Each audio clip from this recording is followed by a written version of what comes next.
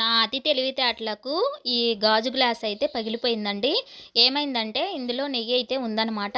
దీన్ని ఎప్పుడు కూడా ఒక గిన్నెలోకి తీసుకొని వేడి చేసి తింటాము. అయితే నేను ఇంకా అబ్బా ఇంక గిన్నెలో తీసి దాన్ని వేడి చేయడం ఎందుకు, ఒకేసారి దీన్ని పెడితే వేడైపోతుంది కదా అని చెప్పేసి బాగా హై ఫ్లేమ్ పెట్టి దీన్నైతే ఆ గ్యాస్ మీద అలా పెట్టాను. టప్పుమని పేలి ఆ గాజు వరకు ఆ హీట్ బాగా హీట్ ఏదైతే అయిందో అది మొత్తం పక్కన పడిపోయిందనమాట. ఆ నెయ్యిలో అయితే అసలు ఏమీ పడలేదు లక్కీగా. ఇంకా మొత్తం మళ్ళీ ఒక గిన్నెలోకి తీసేసి కరగబెట్టాను. ఏమన్నా గాజు ముక్కలు ఉన్నాయేమో అని భయమేసి.